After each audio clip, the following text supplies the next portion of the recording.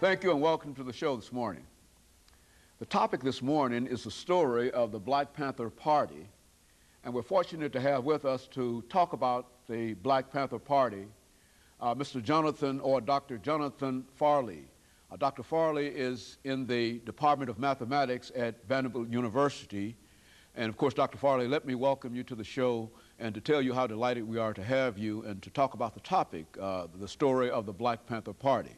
But before, Dr. Farley, we get involved with the Black Panther Party, let's talk about Jonathan Farley and have you to give us some information about your background, your education, and some of the things that were important and eventually leading you to Vanderbilt University and the Department of Mathematics. And then we'll talk about the Black Panther Party.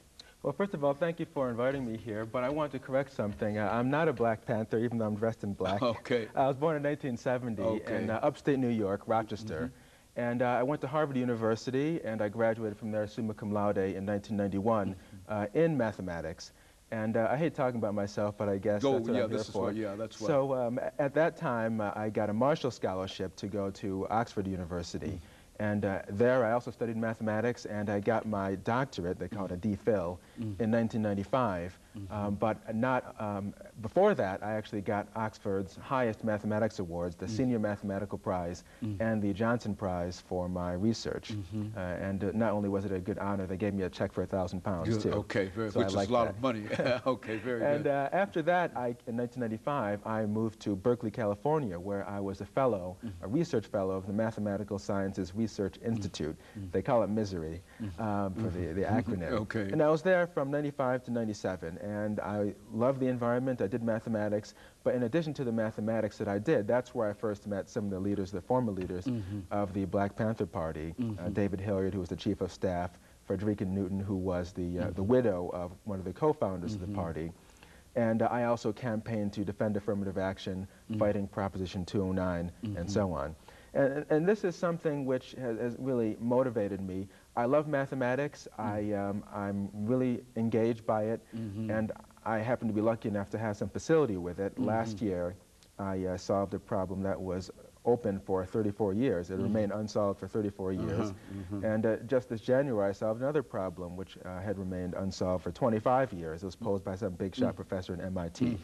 But in addition to academic excellence, something my whole family believes in, from my parents, who are university professors, my father an economist, my mother an African-American historian at the State University of New York College at Brockport, and also a regent of the state of New York.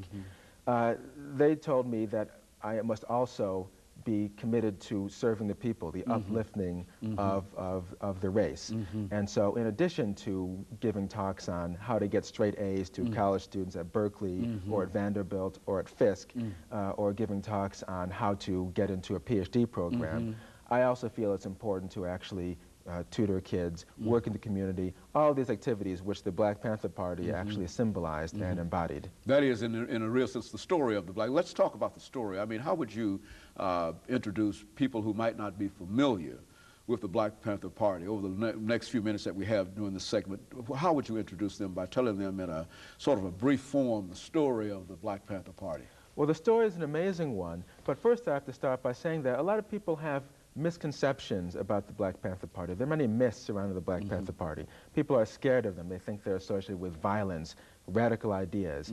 In actuality, as I'll get into later, a lot of these stories were really just propaganda designed to discredit the Black Panthers. In reality, the Black Panther Party that we know about started in October 1966 in the city of Oakland, California, by two part-time college students, Bobby Seale and Huey Newton. And they had the daring, the audacity, and the vision to think, we are looking at the conditions, the awful conditions that black people face in this country, and we have the ability to change it just by thinking and by acting. And what they did was, people associate the Black Panthers with guns and violence, but in reality they were just like a civil liberties organization like the ACLU. They started off by monitoring the police to prevent acts of police brutality like we've seen in New York City with the Ghanaian immigrant Diallo. So they would watch the police. They would travel, follow police cars, and whenever they stopped a citizen, the Black Panthers would get out of their cars with their law books and observe the proceedings from a safe distance. And if there are any violations, they made sure to make sure and step in. Now, that was a sort of an intimidating factor as far as the police were concerned. Would you say that? They weren't trying to intimidate the police. I know, but I mean, how did the police? The police, because you have to imagine, this is 1966, and so you have police departments populated by people like our friend Mark Furman, right, who obviously wouldn't want that kind of so-called interference, even though it's perfectly legal. This is a key point that a lot of people miss. The Black Panther Party, I like to say, they broke fewer laws than Martin Luther King, because Huey Newton, he was a self-taught lawyer, he was a genius, and he made sure that everyone read all the law books so that the police actually wouldn't have any excuses to crack down on them. But the police, they didn't like the sort of interference with what they were doing, and this led in 1967 to the introduction of a law by a local legislator in California, Don Mulford, to ban the activities that the Black Panthers are actually doing. Now, the party was not only connected in California, but in Chicago. There were also branches. Was it a national party, or what's the... It started off just as a local party in Oakland, California, but then on May 2nd, 1967, when this law by Don Mulford was being passed in the legislature, Bobby Seale led a group of 30 Panthers, 6 women and 24 men, to the local legislature to actually protest the passing of this bill. Huey Newton was at home because his mother wanted him to wash her dishes. But then what happened was there are all these television cameras there. Ronald Reagan, the governor of California, he was there. And all this coverage of this group, which had been unknown outside of the San Francisco Bay Area before then, came about. And then after that, in the summer of 1967, all sorts of people were calling in. They wanted to form their own chapters because they saw the good that the party was actually doing. And so that's where you got branches in New York City, in Chicago, in Los Angeles, and all across the country, and indeed international chapters as well. You know, when you talk about that party, how did that party relate to some of the things that were going on in reference to civil rights at that particular time? Well, even though that part of the history is often referred to as the Black Power movement as opposed to the Civil Rights movement, in reality, what the Black Panthers are trying to do is a continuation of the efforts of people like Malcolm X, even Martin Luther King. They may have had different methods, but they had identical goals. Both were concerned about the war in Vietnam and ending that. Both were concerned about the economic improvement of the conditions facing Black people.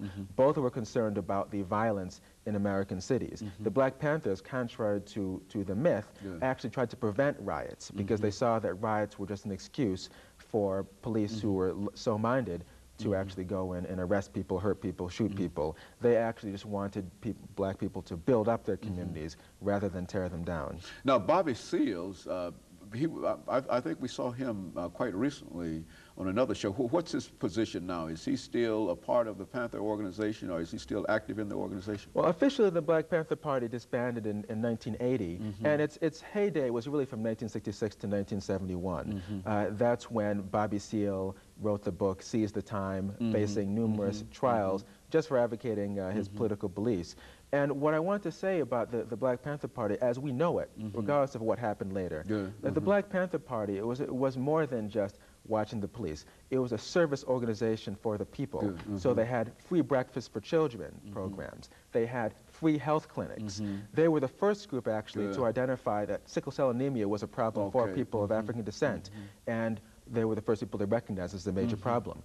Or projects like Head Start actually got their start from the programs of the Black Panther Party.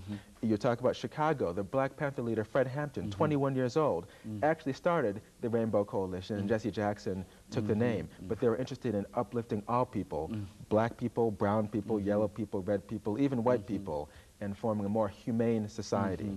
And and of course, we've got about 30 seconds here, Dr. Farley, before we have our first commercial break today. But essentially, that's the information we wanted in reference to this party. And you would date it from the 1960s down through the 1980s and say that for the most part, there are no real active chapters of that organization today? No, there are not. Although there are the new Black Panthers, but they're different. So in a real sense, we're really talking about an item that is already set in history in a real sense. Is that what we're saying? Yes. And we'll be back with our audience after this first commercial break.